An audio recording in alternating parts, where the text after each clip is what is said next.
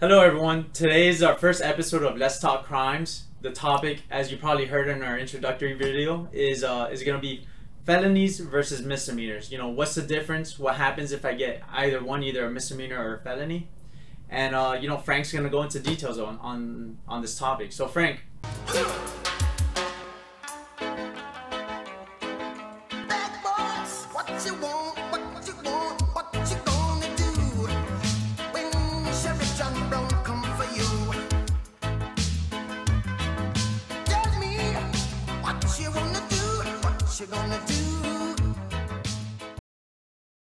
Good afternoon all. It's a great topic and it's really the foundation and the base to all criminal charges. It's the main largest category of crimes, felonies and misdemeanor. In layperson's language, they call it serious crimes versus non-serious. Let me give you the general legal definition. A misdemeanor is any crime punishable by, listen to this, up to 1 year in jail.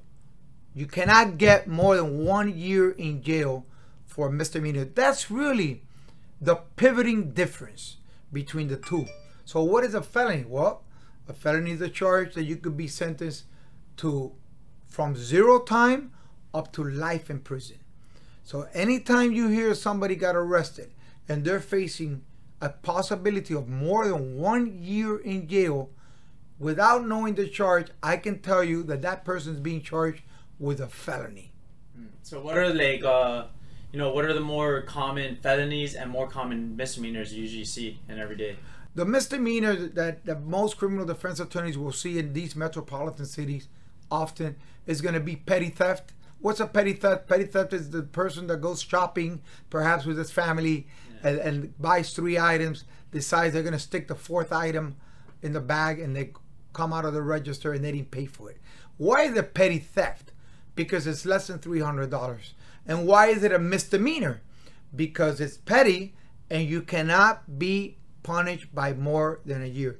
It doesn't mean you're going to get a year. You could get nothing, 0 time in jail, but you can never get more than a year. And then, now I know that, felonies have some long-term effects, and I don't think misdemeanors do, but can you just kind of go into more detail on that? Absolutely. And the felonies now, the first effect, of course, is the sentencing. You're exposed to more sentencing. But the collateral damage that comes is much worse than a misdemeanor. If you're adjudicated guilty for a felony charge, meaning you were found guilty, in layperson's language and legal language, it means you're a convict. You now become a felony convict, which means that in almost every state in the federal system, you will lose your right to vote, your right to carry a firearm. And you will probably in all states not be able to benefit from the expungement statutes. That's going to be an episode all by itself. But expungement statutes are statutes that let you be punished for a crime and in some instances come back and have it clear from the record. So that's not going to happen if you were adjudicated guilty and convicted of a felony. Right. And then I think I've heard of some other differences being with, the actual prisons you're sent to. I think the federal prisons are different than the ones you go to if you're convicted of a misdemeanor. Absolutely. You use the word federal. It's not so much federal. Federal is a different jurisdiction. Okay. It's just that if you're convicted of a felony and you're sentenced to more than 1 year and a day, then you go to a prison. It's a state penitentiary facility ran by the state. In a misdemeanor, if you're found guilty and you're sentenced to anything less than a year, you will serve that time in a county jail. Any of you watching this program that lives in a city, you may know where your county jail is located. Well, if somebody's sentenced to less than a year, they will stay in that building all that time.